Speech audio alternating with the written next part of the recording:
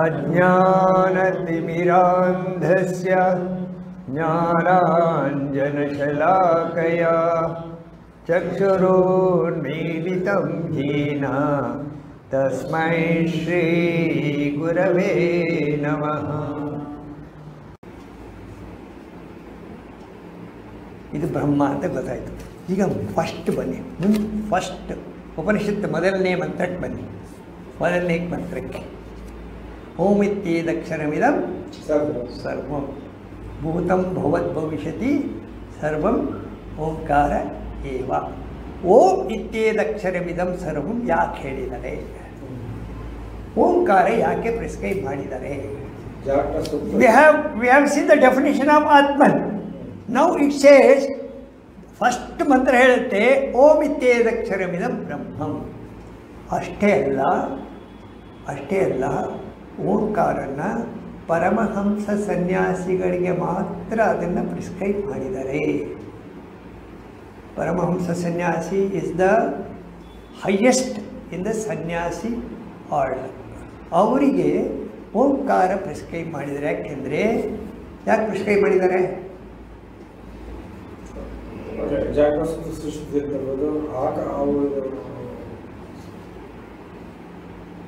ನೋಡಿ, ಬ್ರಹ್ಮವನ್ನು ಕಾಂಟೆಂಪ್ಲೇಟ್ ಮಾಡಬೇಕಾದ್ರೆ you have to sit in a place. You have to sit in a place silently. When you sit silently, what happens?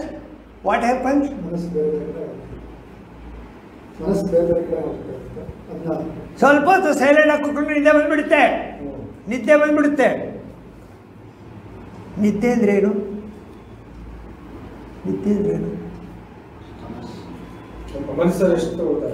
ಈಗ ನೀವು ನಿದ್ದೆಯಲ್ಲಿ ಏನೇನೋ ನಿಮ್ಮ ಮೂಲಕ ಕೆಲಸ ಮಾಡ್ತಾ ಇದ್ದಲ್ಲ, ಅದಕ್ಕೆ ಏನು ಹೇಳ್ತೀರಿ ಗೊತ್ತಾ? ಅವಿದಿತ ಫೋರ್ಸಸ್. ಇದು ನಮ್ಮ ಎದುರುಗಡೆ ನಾವು ನೋಡೋದು ಮಾಡೋದು ವಿದಿತ, ನಮ್ಮ ಕಣ್ಣಿಗೆ ಕಾಣುತ್ತೆ. ನಿಮ್ಮ ಕಣ್ಣಿಗೆ ಕಾಣದೇ ಇರೋ ಎಷ್ಟೋ ಕೆಲಸಗಳು ನಿಮ್ಮ ದೇಹದಲ್ಲಿ ಆಗ್ತಾ ಇರ್ತವೆ. You got it. ಇದಕ್ಕೆ ಅವಿದಿತ ಫೋರ್ಸಸ್ ಅಂತ ಹೇಳ್ತಾರೆ. ಅವಿದಿತ ಫೋರ್ಸಸ್ಸು ನಿಮ್ಮ ಮೇಲೆ ಕೆಲಸ ಮಾಡ್ತಾ ಇರೋದ್ರಿಂದ ನೀವು ಸೈಲೆಂಟಾಗಿ ಸ್ವಲ್ಪ ಹೊತ್ತು ಕೂತ್ಕೊಂಡು ಕೂಡಲೇ ಆ ಫೋರ್ಸಸ್ ನಿಮ್ಮನ್ನು ನಿದ್ದೆಗೆ ತಳ್ಳಿಬಿಡುತ್ತೆ. ಬಸ್ಸಲ್ಲಿ ನೋಡಿ, ಬಸ್ಸಲ್ಲಿ ಕೂತ್ಕೊಂಡು ಕೂಡಲೇ ಕೆಲವರು ಇದು ಅವಿದಿತ ಫೋರ್ಸಸ್.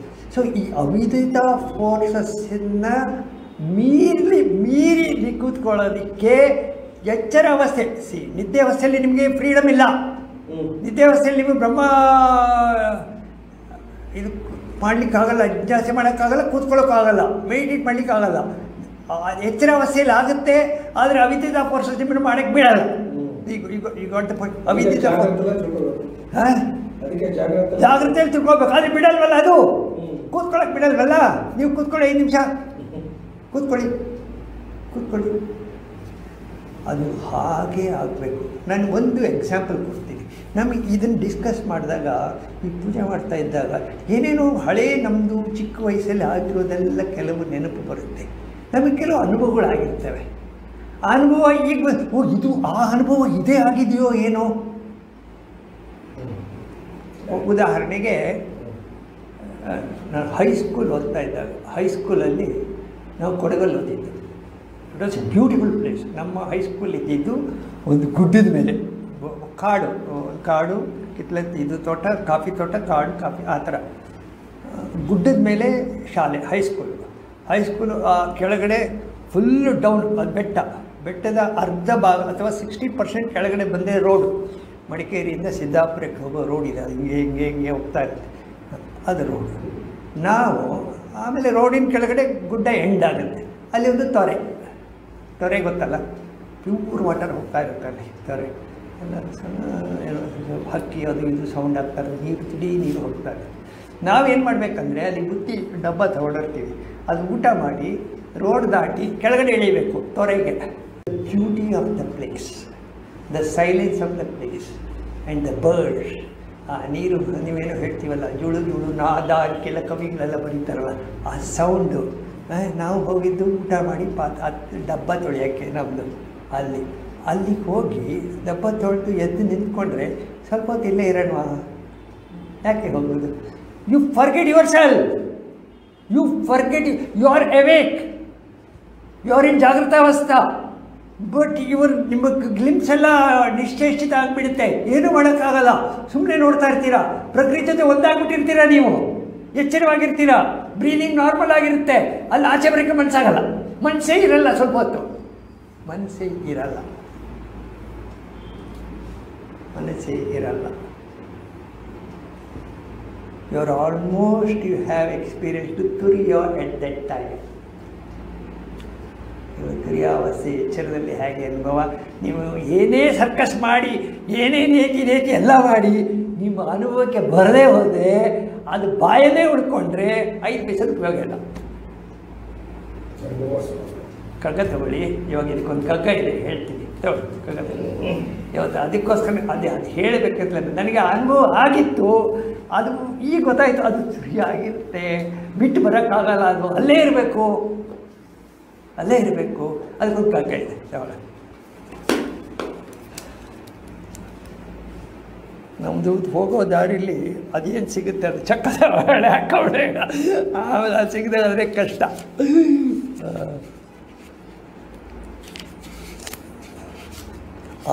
ಬರುತ್ತೆ ಆಗುಂಬೆ.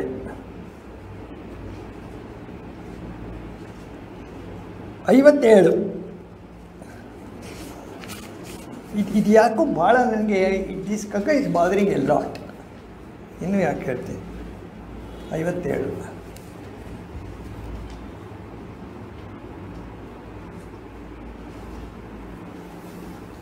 ಆಗುಂಬೆಯ ಅಸ್ತಮಯ. ಆಗುಂಬೆಯಲ್ಲಿ ಸೂರ್ಯ ಮುಳುಗೋದು ಆ ದೃಶ್ಯ.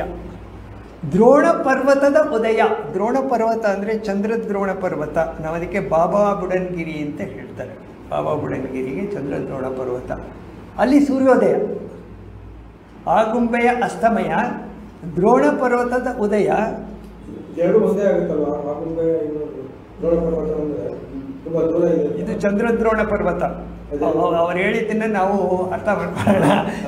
ಅದನ್ನು ನಾವು ಲೊಕೇಟ್ ಮಾಡ್ಲಿಕ್ಕೆ ಹೋಗೋದು ಬೇಡ, ಅಲ್ಲಿ ಏನಿದೆ ಅಂತ ತಗೊಳ್ಳೋಣ. ಆಗುಂಬೆಯ ಅಸ್ತಮಯ.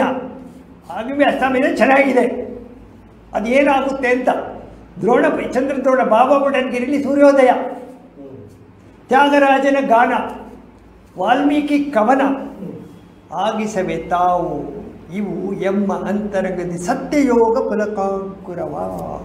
ಇದು ಮನಸ್ಸಿಗೆ ಹೊಡೆದಾಗ, ಮನಸ್ಸಿಗೆ ಕಾಂಟ್ಯಾಕ್ಟ್ ಆದಾಗ, ಈ ಥರ ದೃಶ್ಯ ಬಂದಾಗ, ಈ ಥರ ಕೇಳಿದಾಗ ಸತ್ಯಯೋಗ. ಸತ್ಯ ಅಂದರೆ ಒಳಗಡೆ ಪರಮಾತ್ಮ ತತ್ವ, ಯೋಗ ಅಂದರೆ ಜಾಯ್ನ್ ಆಗೋದು. ಅದೆರಡು ಜಾಯ್ನ್ ಆಗೋದು ಫಲಕಾಂಕುರ. ಹರಿಪುಲೇಷನ್, ಯು ಫರ್ಗೆಟ್ ಯುವರ್ ಸೆಲ್ಫ್. ಮೈ ಜುಮ್ ಬಂದಿದೆ.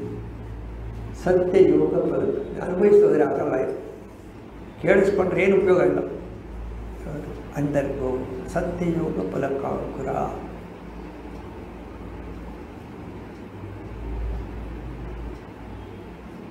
ಆಮೇಲೆ ನೆಕ್ಸ್ಟು ಹೇಳೋದು, ಇದು ಯಾಕೆಂದರೆ ನಮ್ಮ ಅನುಭವಕ್ಕೆ ಬರ್ತದೆ, ನಮಗೆ ಅದು ಅಂತ ಗೊತ್ತಿಲ್ಲ. ಅದನ್ನು ಲೊಕೇಟ್ ಮಾಡಲಿಕ್ಕೆ ಕಲ್ತ್ಕೋಬೇಕು. ಮಲೆ ಕಣಿವೆಗಳ ಬೆರಗು, ಪ್ರಕೃತಿ ಕೋಪದ ಗುಡುಗು, ಕೆಳೆಯೊಲವು, ನಲ್ಲೆ ಯೋಗವು, ಇಂಥವು ನಿಲ್ಲಿಸಿ ಮನದೋಟವನ್ನು ಮೂಕಗೊಳಿಸುವುದು ಎನ್ನ ಒಳದನಿ. ಈ ಥರ ಕೆಲವು ಅನುಭವಗಳಾದಾಗ ಒಳದನಿಯಿಂದ ನಮ್ಮ ಮನಸ್ಸು ಇಲ್ಲದೆ ಹಂಗೆ ಆಗ್ಬಿಡೋದು. ಮೂಕಗೊಳಿಸುವು ಅಂದರೆ ಇಲ್ಲದೆ, ಮನಸ್ಸು ಇಲ್ಲದಂತೆ ಆಗಿಬಿಡೋದು. ಒಳದನಿ ಒಂದರಿಂದ ಅಂದರೆ ಆ ಹೊರಗಡೆ ಆಗೋ ಸನ್ನಿವೇಶನು ಒಳಗಡೆಯಿಂದ ಬರುವ ಅನುಭವವು ಎರಡು ಒಂದೇ ಆಗಿ ಈ ಐಡೆಂಟಿಫಿಕೇಷನ್ ಹೋಗ್ಬಿಟ್ಟಿರುತ್ತೆ. ಪ್ರಕೃತಿಯ ಶಕ್ತಿ ಕೆಲಸ ಮಾಡ್ತಾ ಇರುತ್ತೆ ನಮ್ಮ ಮೂಲಕ. ಅದು ಎಷ್ಟು ತೀವ್ರವಾಗಿ ಕೆಲಸ ಮಾಡ್ತಾ ಇದೆ ಅಂದರೆ ಕೆಲವು ಕ್ಷಣ ನಾವು ನಮ್ಮನ್ನು ಮರೆತೋಗ್ಬಿಡ್ತೀವಿ. ಏನಾದ್ರು ಸಿಗ್ತಾ ಇದೆಯಾ? ನಮ್ಮ ಮೂಲಕ ಕೆಲಸ ಮಾಡ್ತಾ ಇದೆ, ಬಟ್ ನಮ್ಮ ಇಂದ್ರಿಯಗಳೆಲ್ಲ ತಟಸ್ಥ ಆಗ್ಬಿಡುತ್ತೆ. ಕೆಲವು ಸರಿ ತಟಸ್ಥ ಆಗಿಬಿಡ್ತದೆ.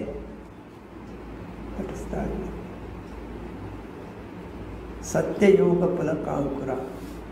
ಇದು ಯಾರು ಇದಕ್ಕೆ ಅಲ್ಲ, ಇದು ಒಂದು ವಿಷಯ. ಇದರಲ್ಲೊಂದು ನೀವು ನಮಗೇನೆಂದರೆ ಇದಕ್ಕೆ ಕೆಲವು ಸಪ್ರೇಟ್ ಒಳಗಡೆ ಫ್ಯಾಕಲ್ಟಿ ಬೇಕು ನಮ್ಮ ಮನಸ್ಸಲ್ಲಿ.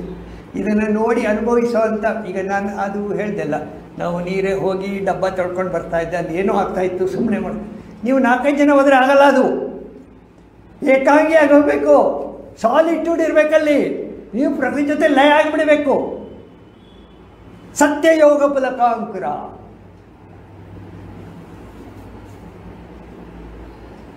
ರಾಮಕೃಷ್ಣ ಪರಮಹಂಸರಿಗೆ ಮೋಡ ಹೋಗ್ತಾ ಇದ್ರೆ ಇದ್ದಕ್ಕಿದ್ದಂಗೆ ಭಾವ ಬಂದ್ಬಿಡುತ್ತೆ. ಮೋಡ ನೋಡ್ತಾ ಇದ್ರೆ ಅದೆಷ್ಟು ಹಗುರವಾಗಿ ಹಾರ್ತಾ ಇವರು ಹಾಗೆ ಆಗಿಬಿಡೋದು. Identifying himself with that light. Effect ಏನು? ಇದರ ಎಫೆಕ್ಟ್ ಏನು? ದೇಹ ಭಾವನೆ ಹೋಗಿಬಿಡೋದು, ಮನಸ್ಸು ಇಲ್ದಾಗುತ್ತೆ. ಕೂತ್ಕೊಂಡು ಮಾಡೋಕ್ಕಾಗುತ್ತಾ? ಕೂತ್ಕೊಂಡು ನಾನು ಮಾಡಿ ದೇಹ ಭಾವನೆ ಇಲ್ಲ ಮಾಡ್ತೀನಿ, ಮನಸ್ಸು ಹೆಂಗೆ ಮಾಡ್ತೀರಾ? ಅದಕ್ಕೆ ಓಂ ಪ್ರಿಸ್ಕ್ರೈಬ್ ಮಾಡಿರೋದು. ಈಗ ಬಂದು ನಾಗರಾಜ್ ಅವರೇ, ಈಗ ಬನ್ನಿ. ಓಂ ಪ್ರಿಸ್ಕ್ರೈಬ್ ಮಾಡಿದ್ದು ಯಾಕೆ ಅಂದರೆ ಇದನ್ನು ಯಾರಿಗೆ ಅನುಭವಿಸ್ಲಿಕ್ಕಾಗಲ್ವೋ ಅವ್ರು ಓಮನ್ನು ಹಿಡ್ಕೊಂಡು ಕೂತ್ಕೊಳ್ಳಿ. ಓಮನ್ನು ಹಿಡ್ಕೊಂಡು ಕೂತ್ಕೋಬೇಕಾದ್ರೂ ಕೂಡ ಒಳಗಡೆ ಸತ್ವಗುಣ ಆದಷ್ಟು ವೃದ್ಧಿಯಾಗಿರಬೇಕು. ರಜೋಗುಣ ಇಟ್ಕೊಂಡು ಓಂ ಕೂತ್ಕೊಳ್ಳೋಕ್ಕಾಗಲ್ಲ. ತಮೋಗುಣ ಇಟ್ಕೊಂಡ್ರೆ ಆಗುವುದೇ ಇಲ್ಲ. ಸುಮ್ಮನೆ ಕೂತ್ಕೋಬೇಕಾದ್ರೂ ಒಂದು ಕ್ವಾಲಿಫಿಕೇಷನ್ ಬೇಕು. ಶುದ್ಧ ಸತ್ವದಲ್ಲಿರಬೇಕು. ಆಮೇಲೆ ನಮ್ಮನ್ನು ನಾವು ಮರೆಯೋ ಸ್ಥಿತಿ ಬರಬೇಕು. ಯಾವ ಬಂಧನವೂ ಇರಬಾರ್ದು. ಆವಾಗ ನ ಅಂತಃಪ್ರಜ್ಞಂ ನ ಬಹಿಷ್ಪ್ರಜ್ಞಂ ನೋ ವೈದ ಪ್ರಜ್ಞಂ ನ ಪ್ರಜ್ಞಂ ನ ಅಪ್ರಜ್ಞಂ ಅದೃಶ್ಯಂ ಅವ್ಯಪದೇಶಂ ಪ್ರಪಂಚೋಪಶಮಂ ಏಕಾತ್ಮ ಪ್ರತ್ಯಸಾರಂ ಶಾಂತಂ ಶಿವಂ ಅದ್ವೈತಂ ಚತುರ್ಥಂ ಮನ್ಯನ್. ಇದೆಲ್ಲ ನೀವೇ ಆಗಿರ್ತೀರ. ಇಷ್ಟು ನೀವೇ ಆಗಿರ್ತೀರಾ. ಆ ಸಮಯದಲ್ಲಿ ಬಹಳ ಟಫು, ಬಹಳ ಕಷ್ಟ. ಒಂದು ಸಾರಿ ಅನುಭವಿಸಿ ಬಿಟ್ಟರೆ ಜನ್ಮ ಸಾವಿರವಿರಲಿ ನಷ್ಟವಾದರೆಂದೇನು, ಕರ್ಮ ಸಾವಿರವಿರಲಿ ಕಷ್ಟ ನಿನಗೇನು, ಬ್ರಹ್ಮ ಹೃದಯದಿ ನಿಲ್ಲೇ. ಇದು ಬ್ರಹ್ಮ. ಈಗ ನಮಗೇನು ಅನುಭವ ಆಗುತ್ತೆ ತಿರುಗಿ ಆವಾಗ ಇದು ಬ್ರಹ್ಮ. ಎಲ್ಲಿ ಬೇಕಾದರೂ ಆಗ್ಬೋದು. ಬ್ರಹ್ಮ ಹೃದಯದಿ ನಿಲ್ಲೇ. ಮಾಯೆ ಏನು ಕೈದೊಡೆ, ಅವ ಏನು ಮಾಡ್ತಾಳೆ ಮಾಯೆ? ನಿಮ್ಮಿದಳ ಸರಸವಾದ ಯಾರು ಹೇಳ್ತಿ ಸ್ಪ್ರೇಸಿ ಬಂದು ನಿನ್ನ ಕೀಟ್ಲೆ ಮಾಡಿದ್ರೆ ನಮ್ಗೇನು ಹುಡುಗನಿ ಏನೋ ಮಾಡ್ಕೊತಾ ಇದ್ದ ಖುಷಿಯಾಗಿದ್ದಾಳೆ. ನಾನು ಖುಷಿ ಏನಾದ್ರು ಸಿಗ್ತಾ? ನಮಗೆ ಬೆಳಿಗ್ಗೆ ನಾವು ನಿಮಗೆ ಪೂಜೆ ಮಾಡೋ ಇದಿಲ್ಲಲ್ಲ, ಪ್ರಾಕ್ಟೀಸ್ ಯು ಡೋಂಟ್ ಹ್ಯಾವ್. ಪೂಜೆ ಬೆಳಿಗ್ಗೆ ದೇವರ ಪೂಜೆ ಅಭಿಷೇಕ ಅದೆಲ್ಲ ಮಾಡೋಕ್ಕೆ ನಮಗೇನು ಒಂದು ಅವಕಾಶ ಸಿಕ್ಕಿದೆ. ಅದೇನಾಗುತ್ತೆ ಅಂದರೆ ನಾವು ಸ್ನಾನ ಮಾಡಿ ಮಡಿ ಇಟ್ಕೊಂಡು ಅಲ್ಲಿ ಹೋಗಿ ನಮ್ಮ ತಂದೆಯವ್ರು ಮಾಡ್ತಾಯಿದ್ರು, ಅವ್ರು ಯಾವ ಭಾವನೆಯನ್ನು ಮಾಡ್ತಾಯಿದ್ರು, ನಾನು ಈ ಭಾವನೆ ಮಾಡ್ತೀನಿ, ಏನು ಮಾಡ್ತಾಯಿದ್ದೀನಿ ಇದು ಕಲ್ಲ ಅಥವಾ ಇನ್ನೇನು ಅಥವಾ ಇದು ಏನು ನೀರು. ಆಮೇಲೆ ಮಂತ್ರ ಹೇಳ್ತಾ ಇದೆ, ಇದಲ್ಲ, ಇದು ಅಮೃತ ಕಮಲಾರ್ ಪ್ರತಿಮಾ ಆವಾಹಯಾಮಿ. ಅವನಿಗೆ ಜೀವ ಕೊಡಬೇಕು, ಅವನು ಇಲ್ಲಿ ಬರಬೇಕು, ಅವನಿಗೆ ಅಭಿಷೇಕ ಮಾಡಬೇಕು. ನನ್ನ ಸ್ನೇಹಿತನ ಥರ ಯಾರು ನನ್ನ ಒಳಗಡೆ ಇರೋ ಪರಮಾತ್ಮನ ಅಲ್ಲಿ ತಂದು ಪೂಜೆ ಮಾಡಿ ನೀನು ಒಳಗಡೆ ಇಷ್ಟೆಲ್ಲ ಅವನಿಗೆ ಸಂತೋಷ. ಯಾರಿಗೆ ಸಂತೋಷ ಪಡೋದು? ನಮ್ಮ ಒಳಗಿರೋ ಪರಮಾತ್ಮ ತತ್ವನ್ನೇ ಅಲ್ಲಿ ಸಾಲಿಗ್ರಾಮದಲ್ಲಿ ಪೂಜೆ ಮಾಡಿ ಪುನಃ ಒಳಗಡೆ ಬಂದು ಹೃದಯ ಕುರು ಸಂಶಯ ಸಹಜ ಬಂದು ಕೂತ್ಕೋ. ಇಷ್ಟೆಲ್ಲ ಸಂತೋಷ ಬಂದು ಒಳಗಡೆ ಕೂತ್ಕೊಂಡಾಗ ಅವನು ನಿಮ್ಮ ಮನಸ್ಸು ಹೇಗಿರುತ್ತೆ? ನಿಮ್ಮ ಮನಸ್ಸು ಪ್ರಪಂಚಕ್ಕೆ ಹೋಗ್ತಾ ಇದ್ದ ಮನಸ್ಸು ನೀವು ಗಂಧ ಅದು ಇದು ನಿಮ್ಮ ಕೈಯಲ್ಲೇನೋ ಕೆಲಸ, ಬಾಯಲ್ಲಿ ಮಂತ್ರ, ಮನಸ್ಸು ಅಲ್ಲೇ ಕೂತಿರುತ್ತೆ. ಅದು ಕೂತು ಬೇಜಾರಾಗ್ಬಿಟ್ಟು ಅದಕ್ಕೆ ಇಲ್ಲೇ ಸ್ವಲ್ಪ ತೀರೋಣ ಅಂತ ಅದು ಇಂಟ್ರೆಸ್ಟ್ ಕಳ್ಕೊಂಡ್ಬಿಡುತ್ತೆ. ಮನಸ್ಸು ಇಂಟ್ರೆಸ್ಟ್ ಕಳ್ಕೊಂಡಾಗ ಕೊನೆಗೆ ನೋಡ್ತೀನಿ ಇಷ್ಟು ಚೆನ್ನಾಗಿ ಪೂಜೆ, ಇಷ್ಟು ಅಲಂಕಾರ ಇಷ್ಟು ಚೆನ್ನಾಗಿದೆಯಲ್ಲ, ಅದು ನೋಡಿ ಏನೋ ಒಂಥರ ಓ ಚೆನ್ನಾಗಿದೆ. ನಾನು ಬೇಕಂತ ಇಂಟ್ರೆಸ್ಟ್ ತೊಗೊಂಡು ಮಾಡಿದ್ದಲ್ಲ. ಅದು ಈ ಕೈ ಏನೋ ಈ ಮೈಂಡಿಗೆ ಒಂದು ಅಭ್ಯಾಸ ಇದೆ. ನೀವು ಮನಸ್ಸಲ್ಲಿ ಅದು ತನ್ನ ಕೆಲಸ ಮಾಡ್ತಾ ಇರುತ್ತೆ ಮೈಂಡು. ಎಷ್ಟು ಪರ್ಫೆಕ್ಟಾಗಿ ಮಾಡ್ತಾ ಇದೆ ಅಂದರೆ ಲಾಲ್ಬಾಗಲ್ಲಿ ವಾಕಿಂಗ್ ಹೋಗ್ತಾ ಇರ್ತೀನಿ, ವಿಷ್ಣು ಸಹಸ್ರನಾಮ ಒಳಗಡೆ ಆಗ್ತಾ ಇರುತ್ತೆ.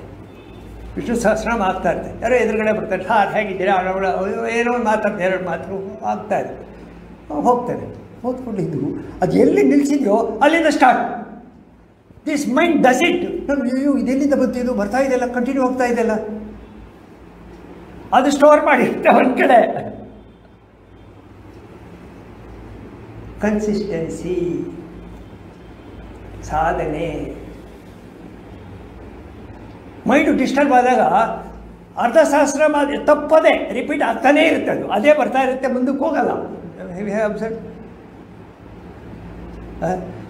ಮೈಂಡ್ ಕೂಲ್ ಆಗಿದ್ದಾಗ ತಪ್ಪಿದ್ರೂ ಕೂಡ ಅದು ಸರಿ ಮಾಡ್ಕೊಂಡು ಹೋಗುತ್ತೆ, ಕಂಟಿನ್ಯೂ ಮಾಡ್ಕೊಂಡು ಹೋಗುತ್ತೆ. ಇದು ಮೈಂಡಿಗೂ ನಮ್ಮ ದಿನನಿತ್ಯದ ಕೆಲಸಕ್ಕೂ ಇರೋ ಸಂಬಂಧ. ಇದಕ್ಕೆ ಸಾಧನೆ ಅಂತ ಹೇಳ್ತಾರೆ. ಸಾಧನೆ